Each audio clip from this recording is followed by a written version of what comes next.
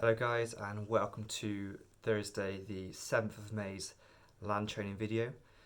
Today we're going to be focusing on glute activation and core development, okay? So for your warm up you're going to start with 2 minutes, raise, you can choose what you do, mix up, so like every 30 seconds, swap to something different, so put a timer on for that, make sure you do 2 minutes. As soon as you've done those 2 minutes you're then going to go 10 Spiderman switch into T-spine rotations. As you're doing those ones, make sure your whole body's rotating at the same time. So you start in your high plank position, big step forwards, and then this arm comes up, your whole body rotates, including your head. Try and keep your hips neutral there. And back down again. You're going to go 10 of those all together. You are then going to do 10 reverse lunge, so big step back, twist towards your front knee, and then come up again. After you've done 10 of those, we're then going to loosen off our back a little bit. So you're going to go cat-camels or happy cat, sad cat, different names of this one. All you're going to do is get as much range of motion as you can. Flex your back in, head back as well. And then reverse, so hips stay neutral, push your upper back and lower back up, head tucked in. So you do 10 reps of this before we move on to the next bit of your warm up. The next bit we're going to do is going to be a bit more explosive. I want to do 3 max height jumps using your whole body to get you as far up as you can. If you want to go in streamline, depending on where you're doing this, if you're ceiling or if you're outside, so that might make a bit of a difference. Every time you do that, make sure you're landing with soft knees. And that'll be it for the warm up. If you feel like you need to do a little bit more, please go ahead and do a little bit more if you need to. We're now going to go on to our first part, which is going to be your glute activation, okay? So for this bit, a band would be really, really good. So what we're going to do, we're going to go monster walks. So from here, I'm going to stand on the band. I want to go to like a hip hinge position. I'm going to cross the band over to get a bit more resistance. I'm going to bring my chest nice and tall. All I want to do is take a big step with your outside leg and then a small step in again. You're going to go 5 steps towards one way and then 5 steps towards the other way. That should get your glutes nice and warm. When you've done that, you are then going to go for a glute bridge. And then as you're doing this one, I want to do it really, really slow. So you're only doing 5 reps of this. But as you're doing it, I want to take about 3 seconds to get to the top. Hold for 3 seconds. And then 3 seconds down. You're going to go 5 of these. Really nice and slow control. When you've done those, you are then going to go to single leg glute bridges. So you're going to start with one leg off. Keep your ribs tucked in. These can be a little bit more explosive and powerful. You're going to go 10 of these on each side, making sure you're fully in control the whole way through. Trying to make it so you've got a straight line all the way from your knees to your shoulders. So that's the next movement in that one. And then the last bit we're going to do from this is going to be kettlebell swings. And as we're doing these, you're really emphasizing squeezing your hips and your glutes as you come up. We're only going to go to about eye level, really drive your hips and glutes to try and get that kettlebell up. And you're going to go for 10 kettlebell swings, okay? So that first circuit was 5 monster walks left, 5 monster walks right, with a band into a really good hip hinge position, chest nice and proud. You're then going to go 5 slow glute bridges, 3 seconds up, 3 second hold, 3 second down. You're then going to do your 10 single leg glute bridges, okay? So on the right and on the left side. And then you're going to go 10 kettlebell swings, emphasizing squeezing your glutes as you go forwards, okay? So that is your first circuit. I would like to do that twice through. If you feel like going an extra time, please do. But at least twice through on that.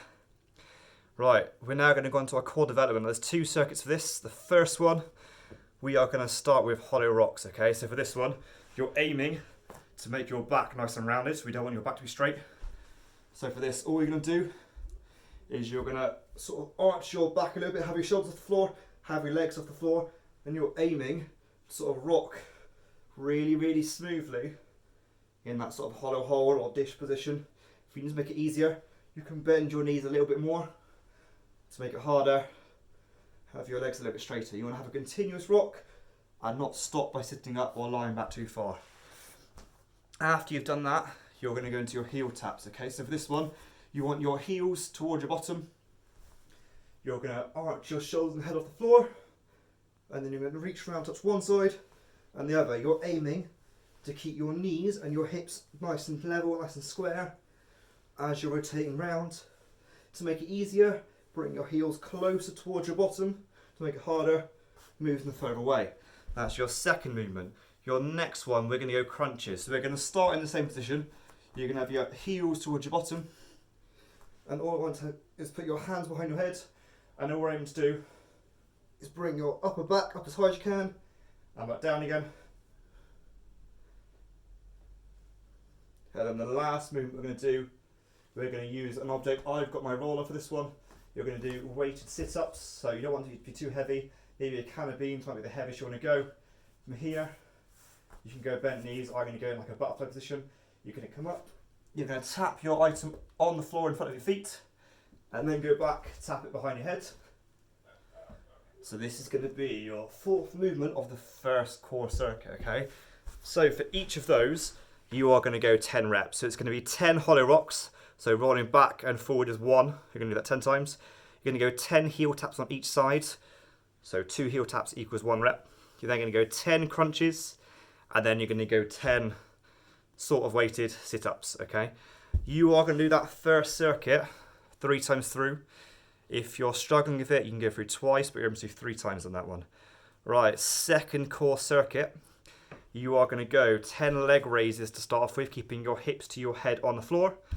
You are then going to go 10 lateral leg raises. For this, I'm going to use my roller again, and your legs will need to go over the top of the roller and back down again. You're aiming to get your legs as close to the roller or whatever you're going to use as possible. You're then going to go 10 leg shoots and then 10 rock and stands. So I'll quickly show you what they look like. So first of all, you've got your leg raises where you're flat on the floor, head planted in, hips planted in. It's going to leg raise up and control it down. Don't let your legs hit the floor. So 10 normal leg raises. When you've done those, you're then going to get your items. So I'm going to use my roller, put it in between where your feet would normally be. And here I'm going to come up and over the roller. We're going to go 10 of these all together, trying to get as close to that roller as you can. Third one was going to be your leg shoots. So for this one, you start in the same position. You start with your normal leg raise, and then you press up to your shoulders and back down into your leg raise. When you're doing this one, you're aiming for your feet to point directly towards the ceiling and not leaning over your head. And the last movement for this exercise is your rock and stand. So you're going to rock back, stand up, and then go back down again. Make sure you keep your knees out as you're standing up. So that is the last exercise for your third circuit. So circuit number 3 was 10 leg raises, 10 lateral leg raises, so going over your object. You're then going to go 10 leg shooters to get your legs to go straight up in the air. And then you're going to do 10 rock and stands. Okay, so that is your third circuit. Again, you're going to go 3 times through on that one. If it is a little bit challenging for you, you can go back to 2 if you need to. Final bit is going to be stretching. I'm going to say the stretches we're going to have to do are going to be glutes, because you've used that in your first bit. So for this one, I would go 1 leg raise, and you're going to hug that leg in towards. Spend about 45 seconds to a minute on each side. Make sure you do both sides as well. And then we're going to stretch off our back a little bit and our core a bit as well. So from here, I went to do Cobra. So it's when your hips are planted towards the floor. Hands underneath, you're pushing your back. Again, spend about 45 seconds to a minute on this one. When you've done that, make sure you rebound and go into your tiled pose. Again, hang around that position for a fair amount of time. Those are the stretches you're going to have to do. If you want to add any more to that afterwards, I would do. So go through your normal stretching routine. Go through anything that's normally tight and foam roll afterwards if you need to. Right guys, thank you for listening. That is your Thursday, the 7th of May's workout. Thank you.